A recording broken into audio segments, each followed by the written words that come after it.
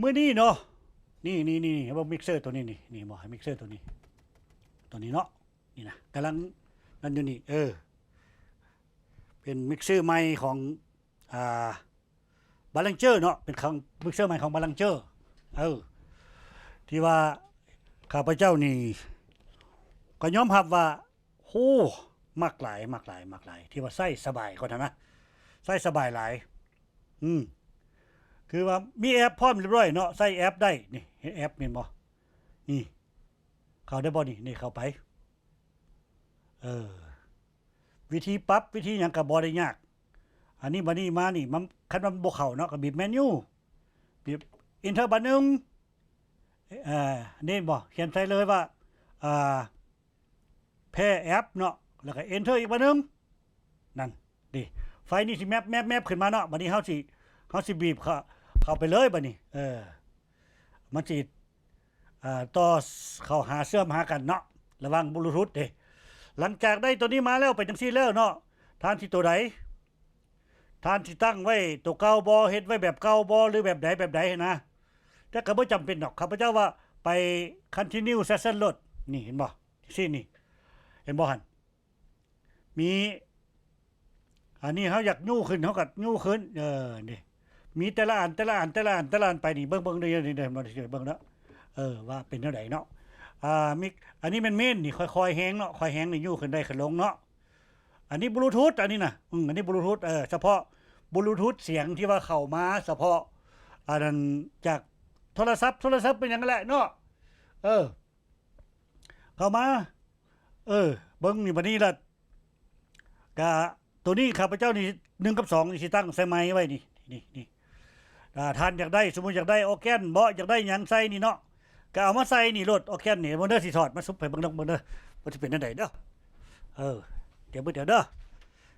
โอ้คือบ่ยาวเท่าล่ะสายนี่ถึงบ่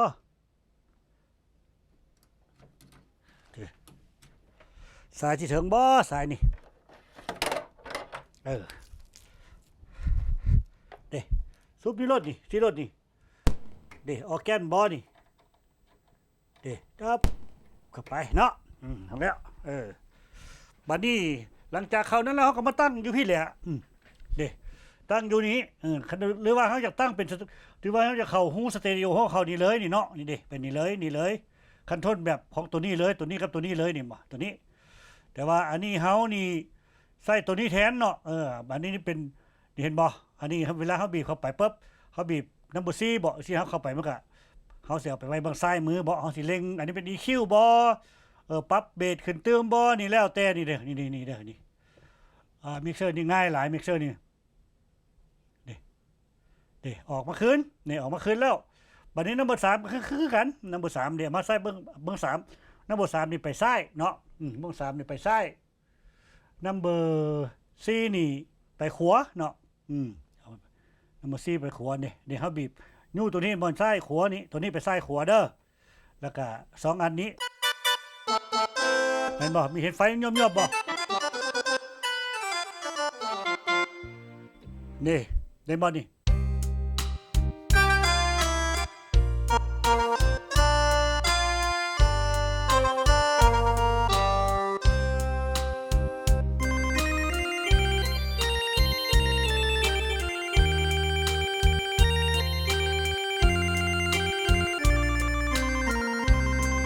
บ่วันนี้คันท่านอยากเปิดขึ้นแห้งตึม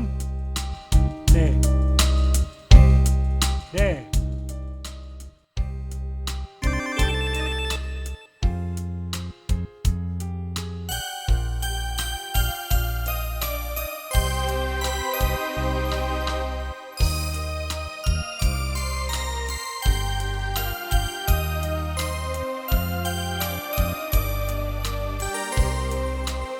เห็นบ่วันนี้อันนั้นส่วนหลายก็สิใช้เท่านี้เนาะคันว่าเล่นเรื่องอิเล็กโทรนเล่นหยังเนาะก็มีเท่านี้เข้าอันไม้1 2ซ้ายขวาของคีย์บอร์ดบ่หรือของกีตาร์หรือว่าท่านมีกีตาร์ท่านเกี่ยวกีตาร์ไปเข้าท่านก็ปรับมาเป็นโมโนอยู่นี้จังซี่เนาะเอากีตาร์เข้ามาเนาะนี่มาเป็นโมโนเลยนี่คือจังซี่เนาะนี่โมโนปรับเข้าไปเด้ปรับเข้าไปนี่เฮ็ดจังได๋ก็ปรับเข้าไปคืนเนาะหลังจากนั้นก็ ออกมานี่ก็แล้วก็เอากีตาร์ซุปเขาเลยแหละซุปเขาหูหม่องนี่ดิบ่มีเด้อเห็นมีหูน้อยๆอยู่นี่เห็นบ่นี่หูนี่นี่ซุปเขาเลยหูตัวนี้แหละแล้วก็สองหูนี่แหละแล้วบัดนี้คีย์บอร์ดก็มาซุปเขาอยู่พี่อยู่ลมพี่คีย์บอร์ดเอาสายแจ็คแบบนี้นี่สายแจ็คแบบนี้ได้เห็นบ่นี่นี่คือยาวดิสายแจ็คแบบนี้ได้เห็นบ่นี่สายแจ็คแบบห้วย ก็บ่เห็น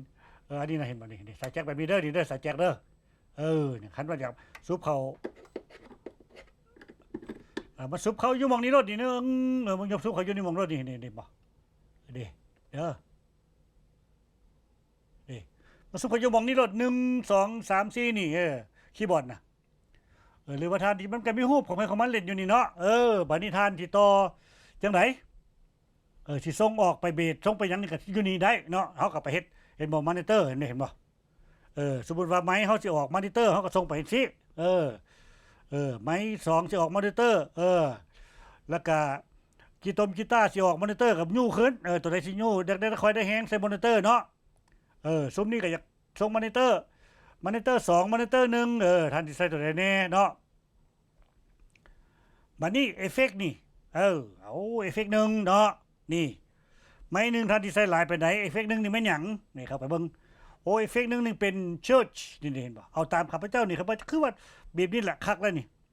เป็นเชิร์ชรีเวิร์บเนาะเอาตั้งไว้เรียบร้อยแล้วบัดนี้ตัวที่2นี่ข้าพเจ้าที่ตั้งไว้เป็นดีเลย์เนาะดีเลย์เขาเอิ้นว่าเอโก้หั่นล่ะคือกันนั่นแหละเนาะเวลาเฮาอยากใส่เอโก้เนาะอยากใส่ดีหลอกดีเลย์เนาะมาบัดนี้ท่านที่ไปพุ่นบัดนี้ท่านไปเม่นบัดนี้เม่นนี่มี EQ อีกใดคักใดเห็นบ่นี่บ่มี EQ ได้ปรับออกได้สบายมากแล้วก็มีคอมเพรสเซอร์มีลิมิเตอร์ใส่ได้โอ้ใส่ได้แน่นอนหลายอีหลีมิกเซอร์ตัวนี้นะยอมรับเลยแต่ว่าต้องได้ใช้ผ่านแอปดีแท้แฮนแอปนึงไว้คันทนมิกเซอร์เนาะอีกนั้นอีกแอปนึงมันไปใส่ปล่อยเป็นเพลงบ่ปล่อยเป็นหยังนะท่านมีโทรศัพท์2หน่วยอยากใส่เป็นนั่นเลยบัดนี้สิมาสอนวิธีเข้านั่นเด้อเข้าบลูทูธระหว่างโทรศัพท์กับบลูทูธเด้อนี่เด้อบัดนี้เฮาบีบคือเฮาไปสิเนาะไปปั๊บนี่บีบเข้าไปแล้วไปแพ้อันบ่เฮาหมุนไปอีกบัดนึงบ่มันหมุนเฮาบีบลงปั๊บบัดนึงนี่อันนี้เป็นแพ้แอปเนาะนี่เนาะเป็นแพ้แอปนี่เขียนใส่แพ้แอปบัดนี้แล้วเฮาก็หมุนอีกบัดนึงหมุนแต๊บไปนี่เป็นอาริโอแพ้เนาะไฟนี่ยังบ่ขึ้นอันนี้บีบปั๊บเบิ่งหั่นนี่ก็แมปบัดนี้เฮาก็ไปหาเฮาของเฮาโลดเฮาก็ไปหาบลูทูธของเฮาเนาะไปเลยเห็นบ่นี่เข้าบลูทูธนี่อยู่ใส่ละอยู่ใส่กันมาแล้วบ่ใส่ละโอ้นี่ได้ F8 connected แล้วนี่เรียบร้อยยังบ่ได้เข้าวะใส่เนาะนี่ขึ้นมาแล้วนี่บ่ F8 flow 8นี่เด้ตึ๊บเข้าไปจวดฟังเบิ่งนี่คันว่าต้องได้ใส่โค้ดกับเลข04ตัวเด้อก็ได้ใช้โค้ดนั่นเด้อเรียบร้อยได้เข้านี่เปิดได้แล้วบัดนี้ค่อยคือเฮาจะไปเปิดอีหยังก็ได้เด้อบ่อยากเปิดเพลงตัวเองมันได้จังได๋ปฏิว่าติดคอปปี้ไรท์เขาได้บ่ได้เลยเนาะตัวนี้วิดีโอโอเคสมมุติว่าเอาตัวนี้เนาะอันนี้เอาดีใส่สุดเคินคอยจนได้เมื่อตาไปทางไม่เห็นแล้วมันปิดไปซะนั่นเห็นบอกเข้าเลยบัดนี้เห็นบ่นี่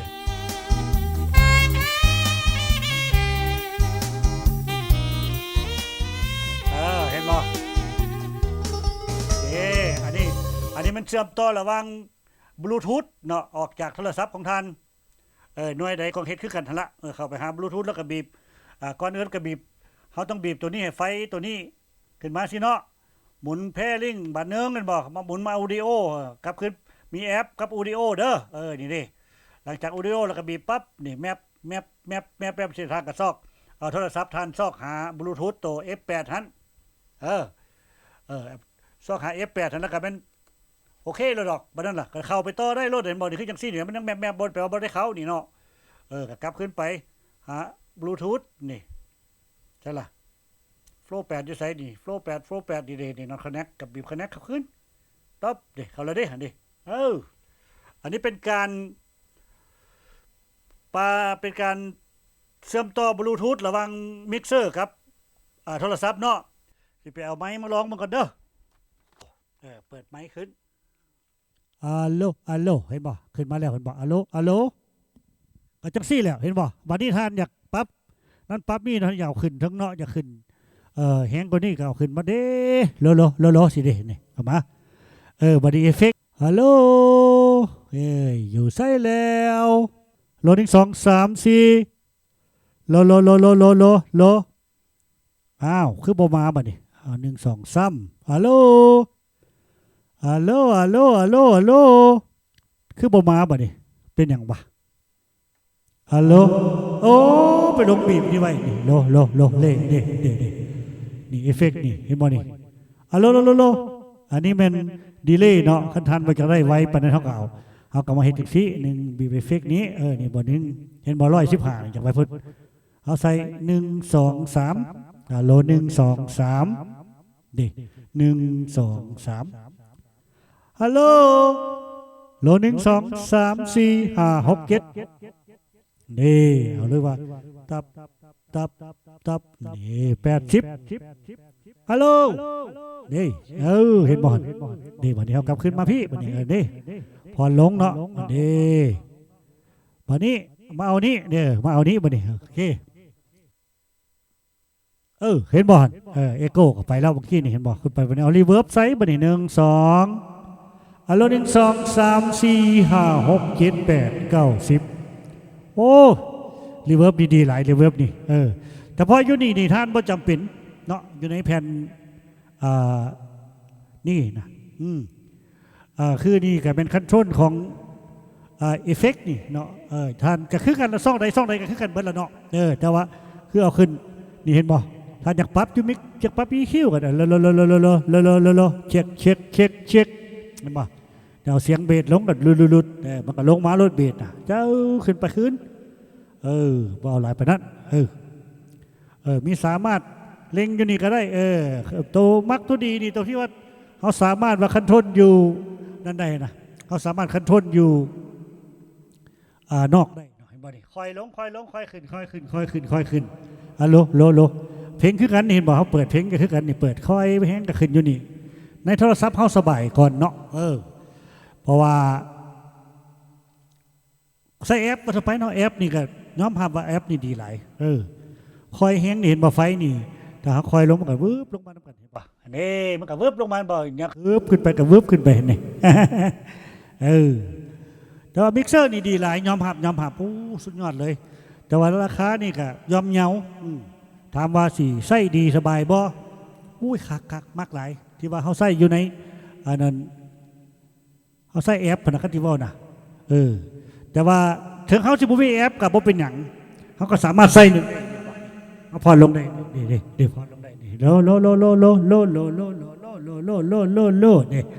เอาใส่นี่โอ้ยคาราโอเกะอยู่เฮือนนี่บ่คักๆเลยซุ้มนี่ก็คือกันนี่อยากเล่งขึ้นค่อยขึ้นแห้งก็เล่งขึ้นเนาะสมมุติท่านอยากเฮ็ดให้เป็นสเตย์นี่ก็เข้าสเตย์นึงนี่สเตย์ลายนึงที่ลายที่แรกก็เป็น5 กับ 6เนาะลายที่2ก็เป็น7 กับ 8ล่ะแต่ข้าพเจ้านี่มักเอา3 กับ 4นี่เป็นคีย์บอร์ดแล้วก็เนี่ยแล้วดึงซ้ายมาเนาะนี่4นี้นี่ดึงมาเป็นขวานี่เห็นบ่ซ้ายขวาเลยมันจังปรับสบายแต่ก็ว่าก็บ่เป็นหยังเนาะเขาอยากแปลงคืออยากใส่ตัวนี้ก็ได้คือ5 6นี่ก็ได้เนาะ5 6นี่ซุปเข้า2หูเลย5 กับ 6เนาะแล้วท่านสิมาปรับ EQ จังได๋ก็ปรับเลยได้สบายท่านเที่ยวแนวใดท่านเที่ยวกีตาร์บ่เที่ยวหยังเอาหยังก็เขียนเข้าไปมันก็มีซื่ออยู่ในให้เลยเฮ้ยคักตัวนี้น่ะสุดยอดเฮ็ดให้ง่ายหลายจังว่าไม่เฮ็ดรีวิวตัวนี้ไว้ท่านใดอยากได้ก็โทรหาข้าพเจ้าเด้อราคาอยู่อันนั้น Amazon ก็คือสิมีอยู่ดอกกับบางทีก็เพราะข้าพเจ้าสิใส่ลิงก์อยู่ในลุมนี่เนาะลิงก์อยู่ลุม ท่านผู้ใดอยู่อเมริกาที่อยากซื้อเนาะก็ท่านก็ซื้อได้เนาะเอากระจิบวัตถุนั้นตัวการรีวิวการตั้งอีอย่างก่อนตั้งแอปตั้งมิกเซอร์ของโฟล์8นะที่ว่าต่อกับแอปครับแล้วก็ตั้งเอ็กโก้ตั้งบลูทูธเนาะบลูทูธเข้าหาแอปแล้วก็บลูทูธเข้าหาโทรศัพท์ของท่านเพื่อสิเปิด YouTube ฟังเนาะก็เบิดเท่านั้นแหล้วบ่มีอย่างหลายก็มีแต่ว่าให้เฮียนเอาตามนั้นเนาะท่านใดอยากได้ก็เข้าเชิญติดต่อกับข้าพเจ้าเด้อเบอร์โทร262-744-9444เนาะเอาขอบใจเด้อ